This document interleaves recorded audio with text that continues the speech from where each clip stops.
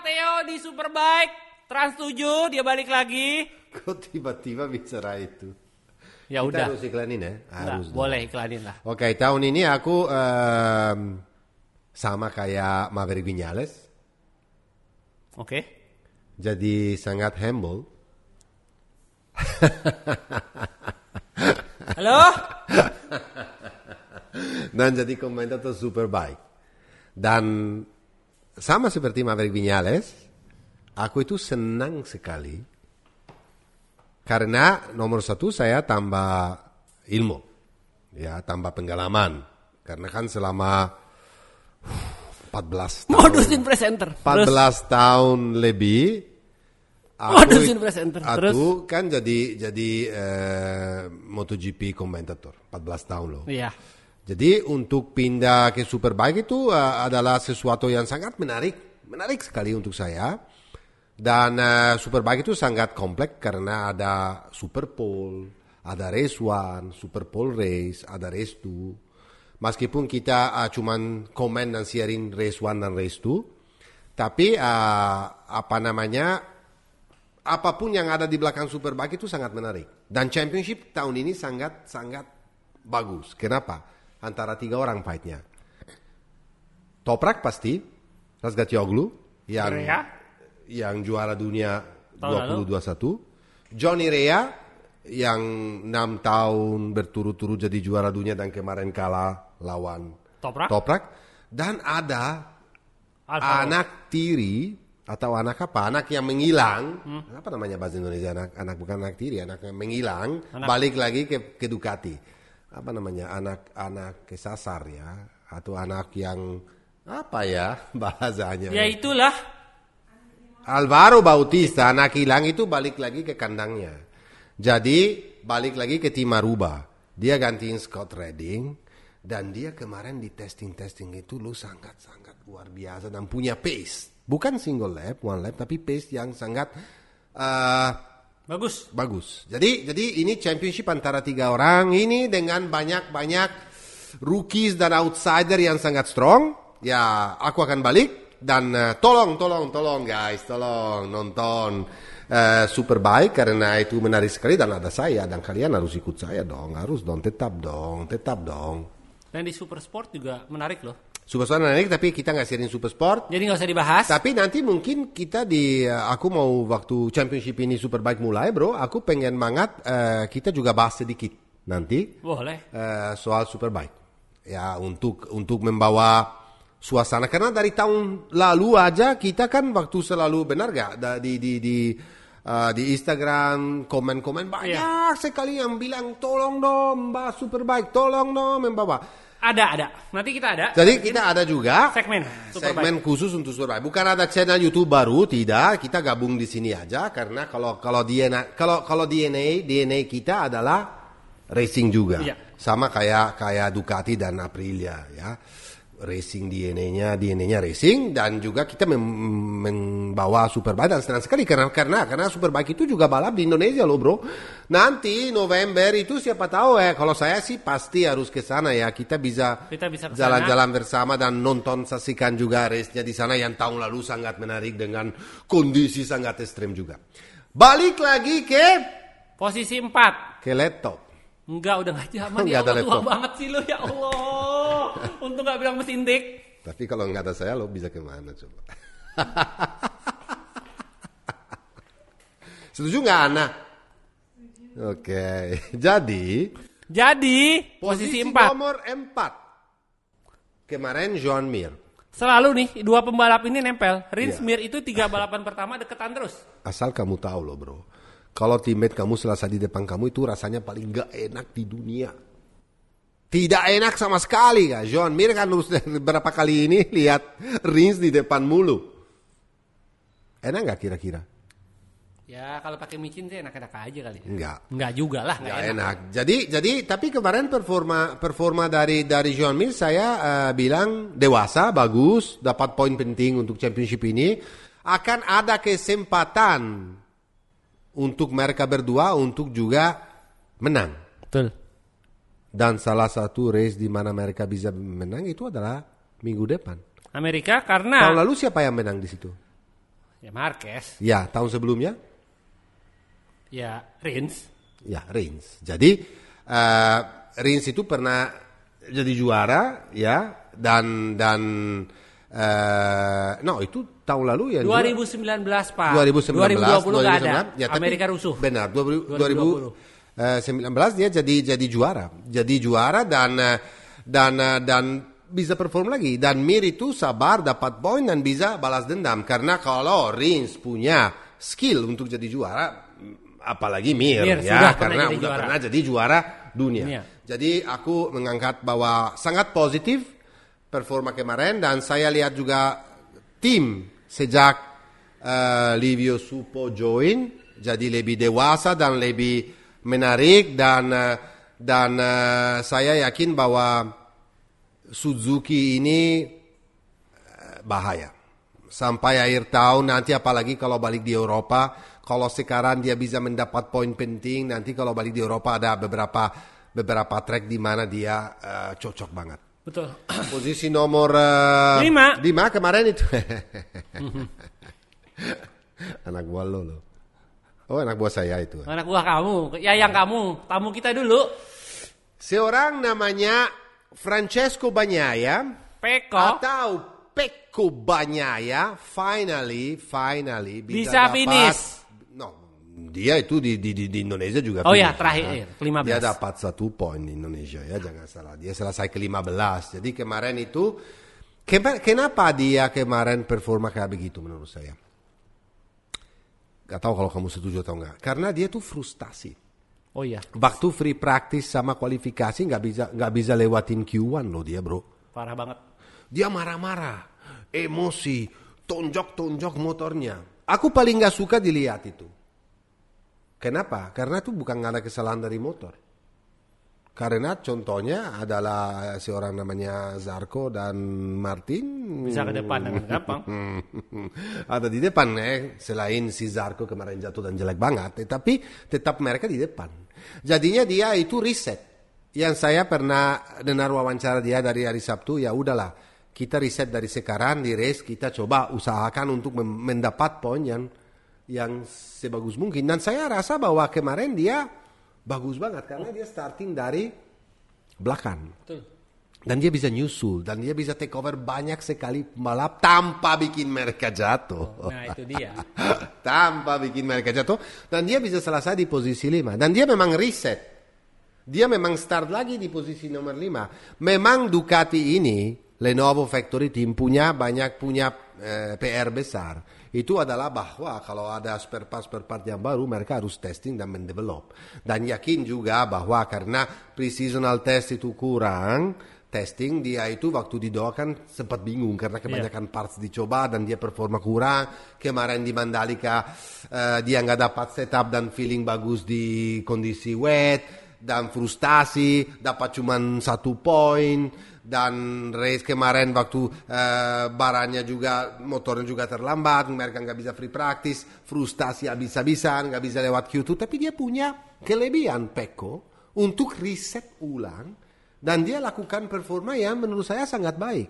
Karena dari belakang banget bisa nyusul sampai selesai P5. Dan bro, dia punya pace kencang banget. Kencang banget pace-nya dia itu. Kalau misalnya dia itu lebih kalem dan dia bisa start sedikit lebih depan, mungkin dia kemarin juga bisa fight untuk victory. Podium pasti.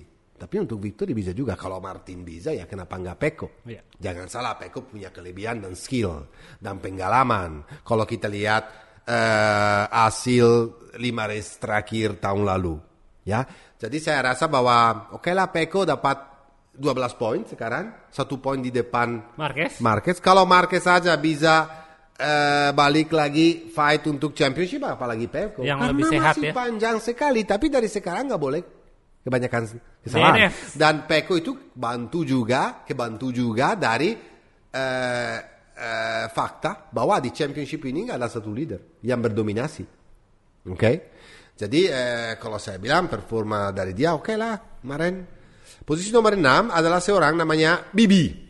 Brad Binder itu, dan posisinya dia menurut saya kemarin oke lah bro. Kalau kamu consider salah satu orang namanya tim media. Di mana di Mandalika dia bisa kayak orang unbeatable, kayak orang gila di kondisi basah dan jadi juara. Kemarin dia jelek banget, selesai ke 13. Dia konsistensi Oliveira begitu, bro. Konsistensi si dokter gigi bisa begini atau begini. Kalau Binder ada aja. Dia selalu di tengah kalem. Ada aja Binder. Kemarin juga lumayan. Dia start dari belakang, di belakang Enea kalau saya nggak salah. Iya, di belakang. Ya, tapi dia punya kesabaran dan konsistensi untuk naik. Lain dari Enea dan dapat poin penting. Ya, 6 itu 10 poin ya. Iya, penting sekali. Jadi Brad Binder akan ada kesempatan nanti di mana track-track di mana bisa KTM bisa perform seperti misalnya Portimao atau nanti di Austria atau nanti di tempat-tempat di mana Brad Binder juga suka track. Jadi kan dia harus sabar dan dapat poin. Betul. Maverick kemarin lama sekali di posisi nomor 5. Tapi dia ternyata selesai ke 7. Saya rasa itu sesuatu banget, bro. Kenapa? Karena Maverick itu selesai cuma 6,5 sekon dari Aleix. 6,5 sekon kalau bisa dibilang itu nggak ada apa-apanya. Apalagi dia baru gabung ya. Ya, artinya apa? Dia udah dapat feeling. Dan kalau biasanya timnya semangat, dan kalau dia biasanya bisa lihat bahwa teammate-nya, jangan salah lo bro. Biasanya itu Maverick itu selalu di depan Aleix. Maverick ini lebih strong, lebih karisma. Waktu di Suzuki aja, waktu mereka teammate, yang selalu di depan itu adalah Maverick. Yang pernah jadi juara adalah Maverick. Gak pernah Alex. Sekarang dia terbalik posisinya. Dia datang di tim di mana ada kapitan. Pemimpin ya? Pemimpinnya adalah Alex Espargaro, bukan dia. Tapi di situ dia dengan rendah hati membelajar dan melihat bahwa ternyata ini potensial. Kemarin dia udah tunjukin pertama kali loh saya lihat Maverick Viñales performa dengan Aprilia. Biasanya dia belasan-belasan di belakang. Belasan ya. Kemarin dia lama ke-5 ya bikin kesalahan dikit, dia selesai ke-7. Positif banget, sangat menarik hasilnya dia dan oke. Nah ini adalah kita sekarang bicara soal hot stone. Batu panas. Batu panas ini kan susah dipegang bro. Nomor 8 kemarin, panas banget batunya. Kasihan. Ya. Seorang namanya Fabio Quartararo, juara dunia tahun 2021, kemarin juga struggle banget. Padahal waktu di warm up dia punya pace-nya yang luar biasa. Yang sama pace-nya yang sekencang Alex. Atau pace-nya untuk naik podium. Tapi masalahnya, startnya dia jelek banget. Dan mundur. Dan waktu, kamu tahu sendiri, masalahnya dari Yamaha selalu kalau dia di belakang motor karena dia nggak punya speed kencang dibanding yang lain, bukan nggak punya speed kencang sih, semua MotoGP kencang sekali. Tapi di lurusnya bisa kalah dengan lawan Aprilia atau Ducati atau Honda.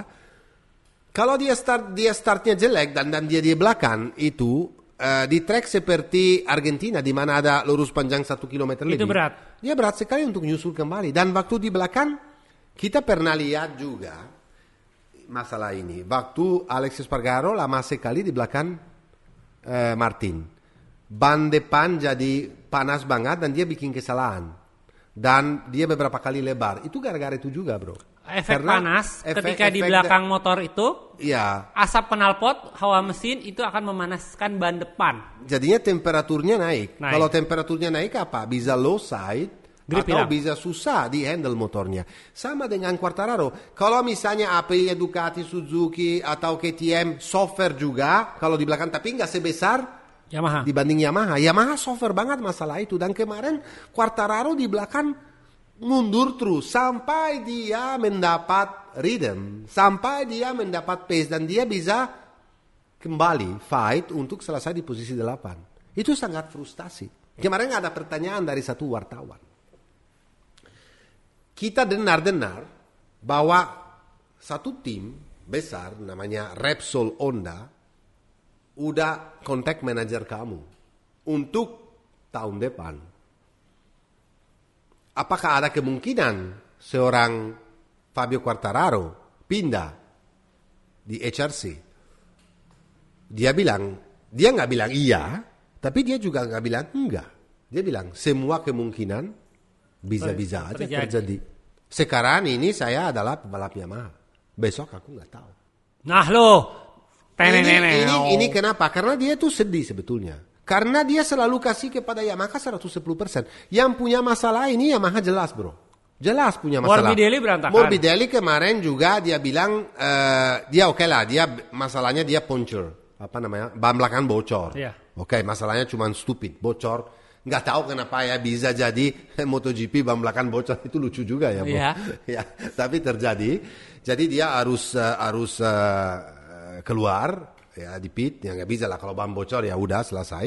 Dia juga bilang bahwa sayang sekali karena di warm up udah dapat setup yang lebih bagus dan dia bisa juga nyusul. Ya nyusul tapi dia start juga dari belakang. Nyusul sampai kemana juga, mungkin selesai 10 besar. Apakah tujuannya Yamaha dan tujuannya dua pembalap sebagus itu adalah 10 besar? Tidak.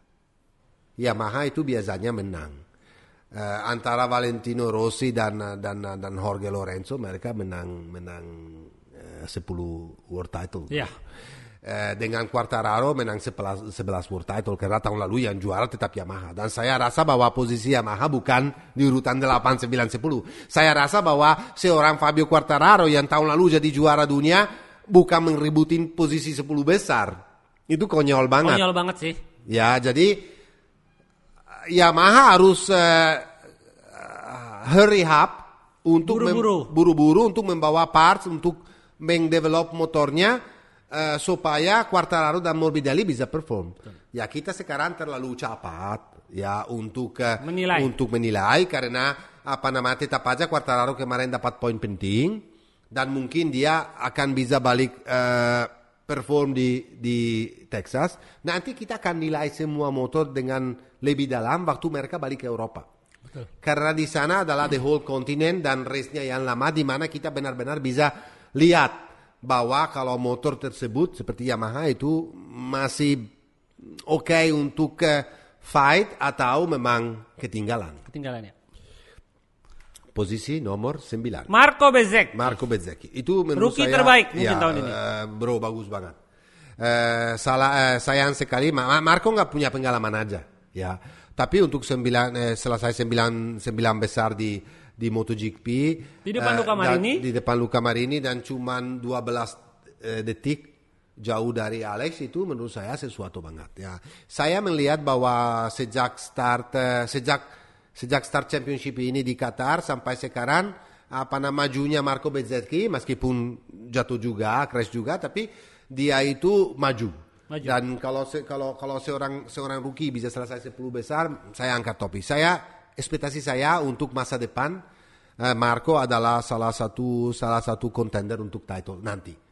Sama. Dan saya berharap bahwa satu hari ya kamu tahu sendiri ya pembalap muda ini seperti Marco Bezzecchi, Luca Marini sendiri karena Luca Marini kemarin bro di kualifikasi ketiga. Dia ketiga dan Luca itu adalah pembalap yang lambat datangnya. Tapi kalau udah datang dia itu bisa konsisten. Sekarang dia udah ketemu caranya untuk mengatasi tinggi badan dia yang jadi masalah terbesar. Dia mendapat solusinya untuk kualifikasi. Sekarang dia tinggal memberesin race pace-nya. Kalau race pace-nya dia kemarin dia bilang bahwa dia oke lah kemarin saya punya masalah waktu dari pagi sampai sore itu dengan panasnya lebih tinggi motor saya nggak sesuai dan aku spinning dan waktu terakhir banyak juga habis jadi aku mundur terus tetapi kalau dia ketemu nanti setupnya yang pas saya rasa Luca Marini juga bahaya. Akan bisa berbahaya. Ya, jadi kamu bayangin aja bro kita punya seorang Marco Bezzecchi, Jorge Martin, Enea Bastianini, Raul Fernandez nanti, Gardner itu adalah masa depannya MotoGP. Jadi ya kalau anak-anak ini masih rookie bisa selesai 10 besar ya, itu luar biasa banget. Posisi nomor 10 kemarin Enea. Ya. Saya sedikit kecewa, sorry soal Enea kemarin karena saya rasa bahwa kerjaan dari tim sendiri sih lumayan bagus kemarin dan mungkin dia terlalu emosi, dia mau ke depan sama seperti di Mandalika sedikit dia kan. Kalau kamu start, kalau waktu kualifikasi dia harus. Memang masalahnya dari Enea dari tahun lalu itu adalah kualifikasi bro. Dia saya lihat bahwa di race-nya kemarin juga dia punya pace bagus loh. Dia bisa ke depan, tapi dia karena dia buru-buru mau ke depan, bikin 2 kali kesalahan dan dia mundur lagi sampai nyusul lagi selesai di nomor 10. Oke lah poinnya penting, oke lah dia masih in contention untuk championship, oke lah dia selalu bilang yang penting tahun ini saya selesai 5 besar. Nah, menurut saya dia bisa lebih daripada 5 besar karena dari tahun ini kita sendiri udah belajar sesuatu yang satu fakta yang penting bahwa nggak ada leader. Jadi siapapun dari pembalap ini semua bisa jadi juara dunia loh bro. Betul. Yang udah punya pengalaman seperti Bastianini atau Jorge Martin, pastilah Pecco Bagnaia, Fabio Quartararo, Morbidelli yang banyak sekali tanya di rumah kenapa Morbidelli. Saya sedih lihat Morbidelli kayak begitu karena kita tahu bahwa dia punya potensial kayak gimana. Orang yang pernah jadi, ya bro, orang yang punya udah pernah jadi juara dunia di salah satu kategori Moto3, Moto2 atau MotoGP itu ada berpotensial banget dan dia jadi runner up di belakang ya di MotoGP di belakang Mir. Jadi ya kok tiba-tiba bisa main di belakang kayak begitu ya bikin saya pikir. Jadi udah ya tentang 10 besar dan batu panas ini apakah Fabio akan tergoda? Oh ya, saya mau bicara satu lagi. Nah ini dia nih yang rahasia. Ini penting banget ini. Apa masalahnya Honda bro? Kemarin Paul jatuh. Performa dari Nakagami dia bilang saya senang banget bisa selesai 12. Men hati-hati. 12 itu jelek banget menurut saya. Terus Alex Marquez nggak ketemu loh setupnya bro. Nggak ketemu lagi Alex Marquez yang tahun pertama tuh jauh dari waktu jadi rookie jauh lebih bagus daripada tahun sekarang ini atau tahun lalu. Iya. Ya. Apa masalahnya Honda? Motor tidak. Menurut saya motor ini bagus banget Honda. Di pre-test season selalu di depan. Ya. Kalau Paul kemarin mau dijelekin juga ya nggak apa-apa lah. Dia mendorong dan dia di urutan 4 loh kemarin. Iya dia mau fight ke podium dia lagi. Fight dia jatuh. Kalau Marquez jatuh mulu kita nggak pernah komplain. Masa sekali Paul jatuh kita nolak kasih kesempatan lagi. Tapi masalahnya Honda ini apa bro sebetulnya? Tahu nggak masalahnya apa? Pembalap bro. Selain Marquez ada siapa? Kita harusnya bisa berharap dari Paul ya. Ada siapa? Dia harus mikir benar-benar. Karena tahun ini semua kontrak pembalap itu habis. Selain Marquez atau Pecco Bagnaia yang aman ya. Dia harus membawa 3, bukan cuma 3 pembalap yang bagus di MotoGP. Di tim dia, di LCR sama di Repsol Honda. Kenapa? Kalau Marquez is untouchable. Marquez itu punya kontrak sampai 2024 dan saya masih yakin bahwa Marquez itu punya potensial. Aku masih yakin dan kalau saya tim itu nggak mungkin saya lepas Marquez. Tetapi Jorge Martin salah satunya harus coba dibawa. Betul. Atau orang kayak Fabio Quartararo atau orang kayak Joan Mir atau Alex Rins atau pembalap yang harus mereka punya 4 bukan cuma 4 pembalap yang berpotensial. Karena 4 pembalap yang berpotensial yang membantu motor untuk develop dan jadi kenapa Ducati selalu podium?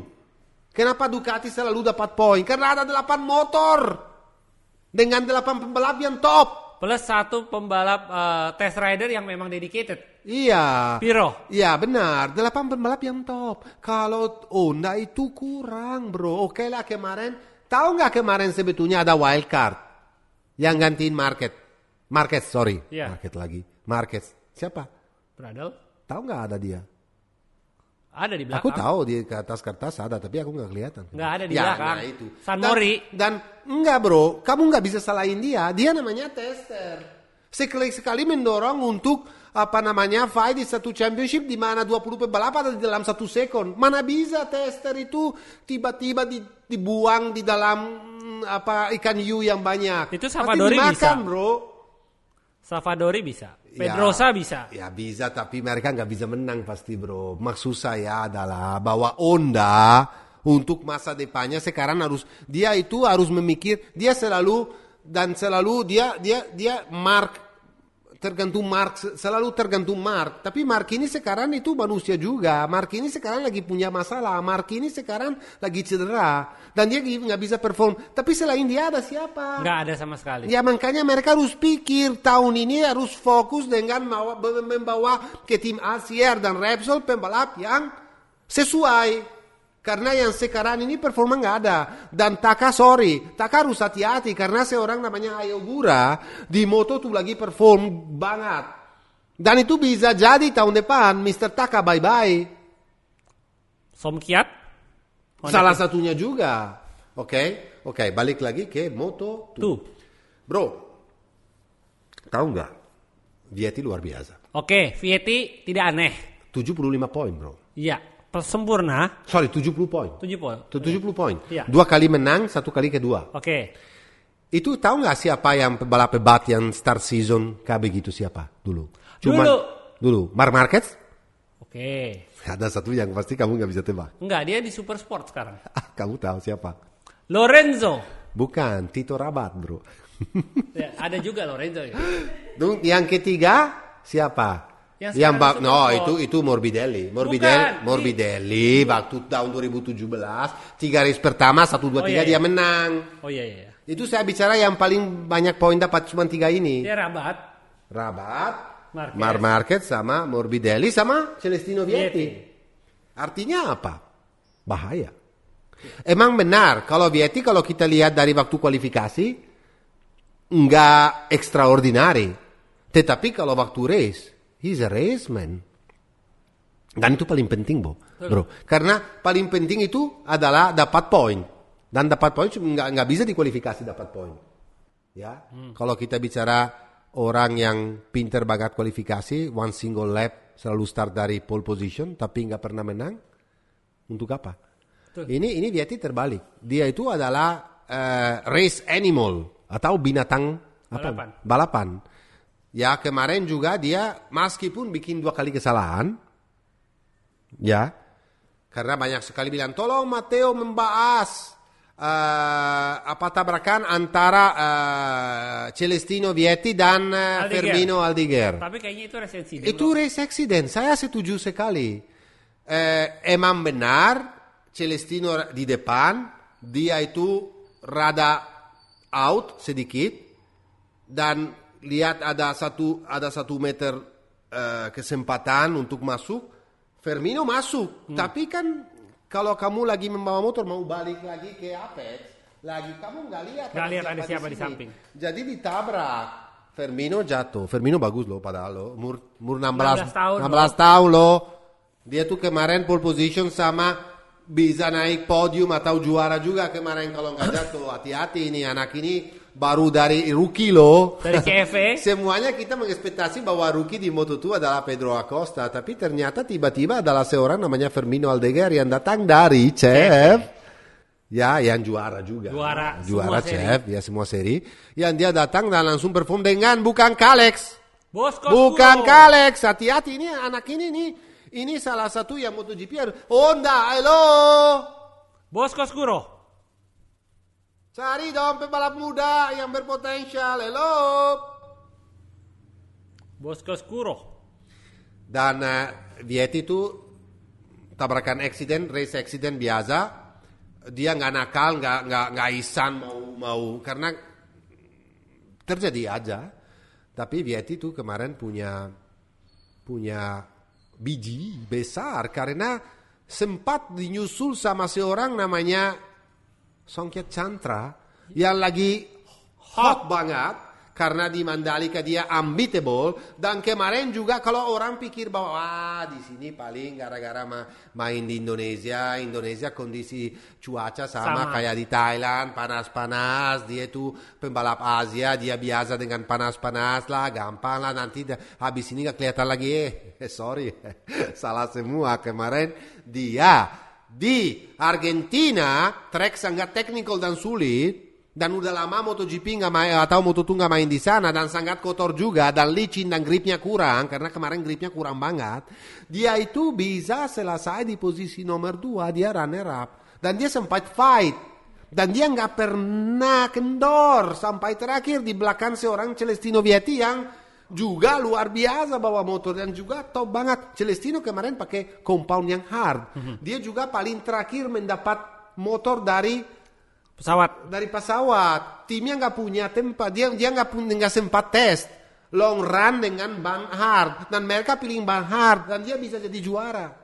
Dan Chantra juga perform yang super. Di mana yang di atas kertas tahun ini sampai sekarang di mana seorang Augusto Fernandez, di mana seorang Sam Lowe's, di mana semuanya hilang. Ya, posisi nomor 3 seorang Hayugura kemarin saya angkat topi bro, soalnya 3-4 lap terakhir sebetulnya sih orang teman lo yang hello hai itu sebetulnya tuh kencang banget loh bro, dia nyusul. Dia juga itu kalau orang dia itu, fight loh sama si Hai. Kalau Canet itu nggak belajar untuk kualifikasi start di depan, dia itu problem terus. Dia dari belakang banget kemarin loh, dia nyusul dia kencang banget. Tapi 3 lap terakhir itu Hayugura punya mental juara men. Apalagi di lap terakhir di tikungan penultimate lap 2 lap terakhir. Satu tikungan terakhir, penultimate curve turn, apa namanya? 2 tikungan terakhir menjelang dia dari itu finish. masuk di dalam Canet dan dia stop. Dia tuh berhenti block pass. Dia blok. Canet hampir tabrak. Tapi kenapa? Kalau block pass itu pintar sekali dan nggak selalu harus dilakukan. Itu biasanya dilakukan kalau di depan terlalu jauh dan kamu mau tahan posisi. Supaya yang belakang nggak bisa nyusul. Kenapa? Karena kalau block pass yang belakang itu harus turunin throttle dan akselerasinya kamu udah akselerasi dia terlambat akselerasi. Jadi gini, block pass itu kalau penjelasannya ada ketika kamu overtaking, setelah kamu overtaking, kamu sedikit melambat sehingga motor yang di belakang itu harus tutup gas. Tapi baru gas lagi. Dan waktu dia tutup kamu buka. Begitu dia tutup, kamu buka. Itu disebut block pass. Yang paling sering melakukan block pass itu adalah di eranya Valentino Rossi. Iya, benar sekali. Karena kalau Marquez dia raja di Argentina. Nggak pernah begitu. Di Argentina ya. Beda. Ini teknik pembalap yang 2015. Waktu changing direction. Nah, itu dia slow down. Makanya Marquez jatuh dan tabrak. Nah, itu adalah block pass. Ya. Tapi nggak salah juga. Itu boleh lakukan itu. Cuman yang di belakang harus hati-hati. Dan dia cukup bagus juga Canet bisa membaca dan nggak tabrak. Supaya dia bisa selesai di poin di posisi 4 dan dia in contention for the championship. Jadi race dari Moto2 kemarin menarik sekali sama kayak yang di MotoGP, sama kayak yang di Moto3 yang Moto3 sekarang. Moto3. Bro. Banyak yang jatuh. Bro, Sergio Garcia. Oh my god. Oh god, dia pinta bagus banget. Overtake terakhir juga di penultimate turn, apa namanya? Tadi 2 tikungan terakhir sebelum garis finish. Take over Foggia loh. dengan keberanian, dengan bijinya segede gini loh. Grande coyones. Dia di dalam dan dia open dan dia udah mau hilang terus depannya. Dia chattering-nya gila dia, tapi tetap tahan dan dia tetap gas sampai dia bisa selesai nomor 1. Nomor 2 Foggia. Apa yang kita belajar dari balapan Moto3 kemarin? Bahwa sekarang itu udah jelas. Di kelas yang lain juga belum. Bahwa ada 2 yang lagi fighting untuk championship. Dan sampai terakhir akan begitu. Antara Sergio Garcia dan Dennis Foggia. Karena kemarin sebetulnya ada yang ketiga yang namanya ada 2 orang. Tapi ya salah satu Guevara apa namanya? Izan Guevara kemarin kasihan, bukan jatuh, dia punya masalah technical issue dan dia harus retire. Dan satunya lagi adalah Migno, tapi seperti biasa Migno jatuh karena dia sering dan dia kesalahan dia kemarin.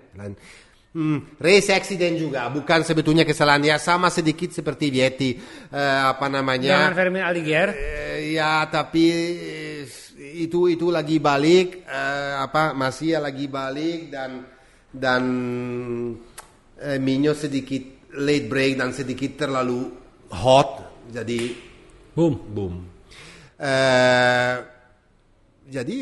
antara dua orang ini, antara Sergio Garcia dan Denis Foggia akan fight. Dan dari tahun lalu sebetulnya kelihatan banget. Kalau misalnya Sergio Garcia nggak cedera tahun lalu, dia juga salah satu contender. Kalau misalnya seorang dari Binder nggak jatuhin Foggia terakhir, juga salah satu contender Foggia untuk sama Pedro Acosta untuk jadi juara dunia dari tahun lalu. Jadi tahun ini kita akan saksikan sesuatu yang sangat fantastis juga di Moto3 dengan race yang bagus banget dari Denis Foggia kemarin, karena dia start dari posisi 10, karena waktu di free practice sama kualifikasi dia nggak dapat pace-nya, dia bilang waktu start nggak dapat feeling, tapi dia tetap aja punya mental juara. Dia tahu bahwa dia nggak bisa lepas dari depan, meskipun dia lose the lead of the championship kemarin, dia akan tetap fight sampai last corner dan selesai di posisi 2. Ya, betul.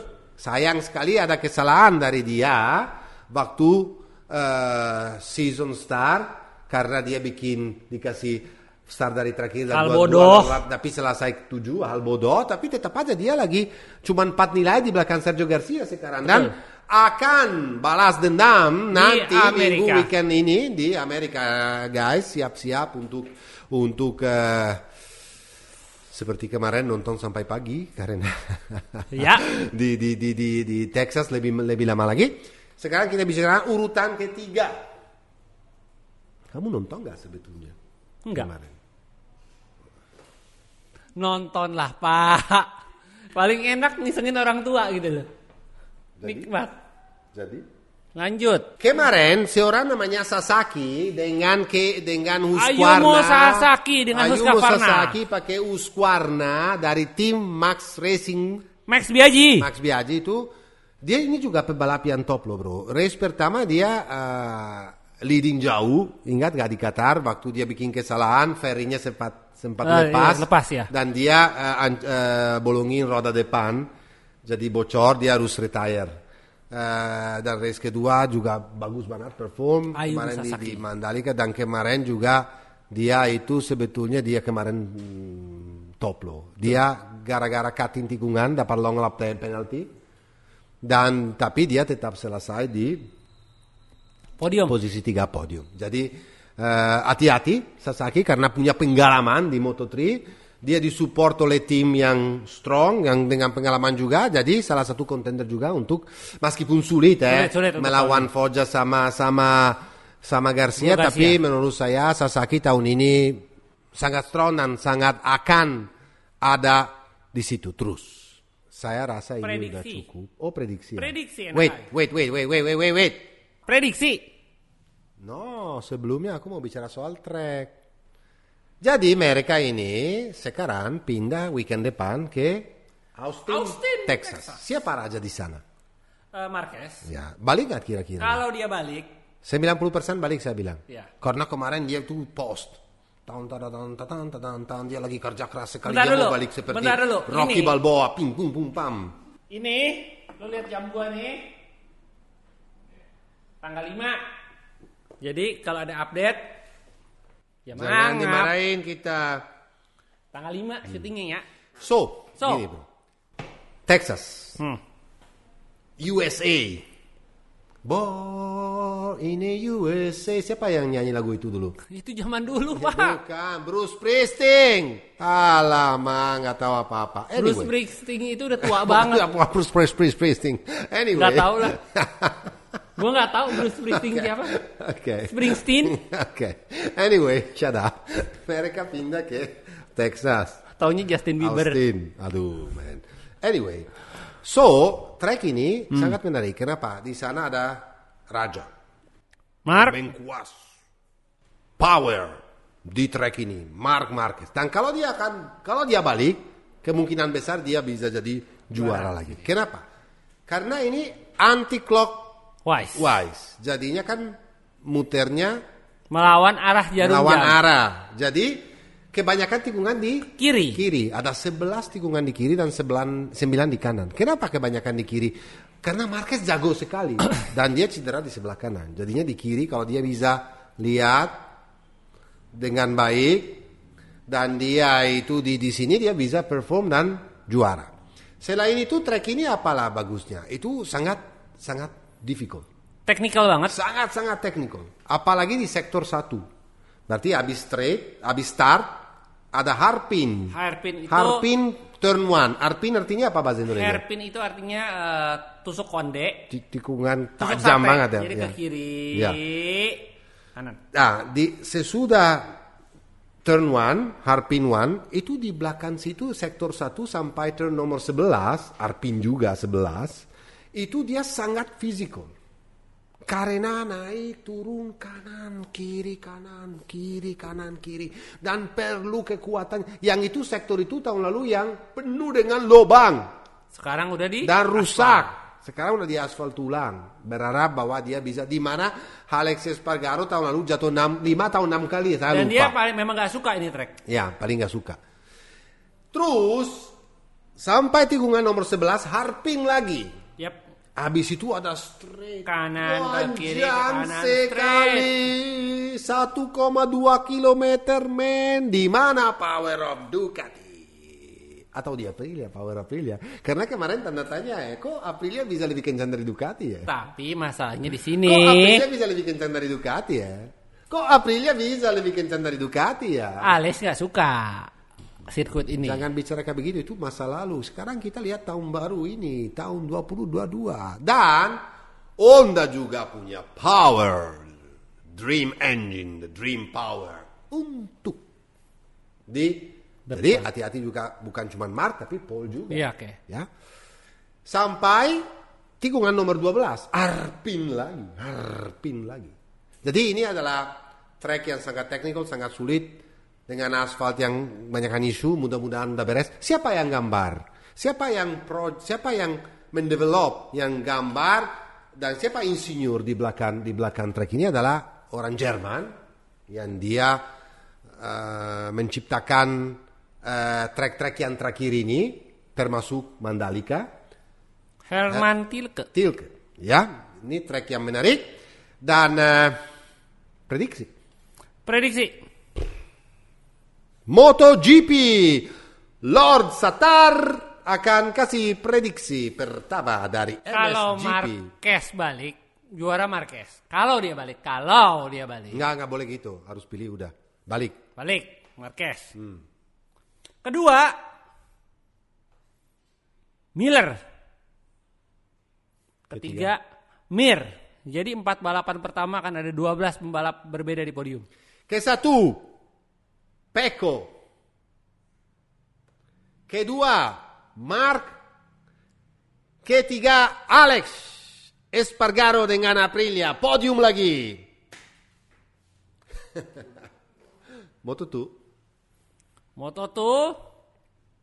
saya pegang Sam Lowe's tetap. Ya, di sini strong banget dia. Kedua adalah Canet. Ya, ketiga Vietti. Ke-1 Augusto Fernandez. Kedua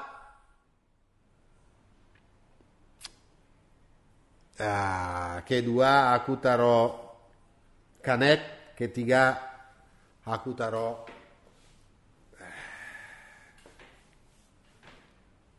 Chantra. Wow, berani dia. Moto3. Pertama, aku pegang yang bikin heboh musim lalu, Oncu. Okay. Kedua, Izan Guevara. Ketiga, Foggia. Ke-1 Masia. Kedua Foggia, ketiga Garcia. Udah. Oke? Dadah. Guys, ciao. Bye.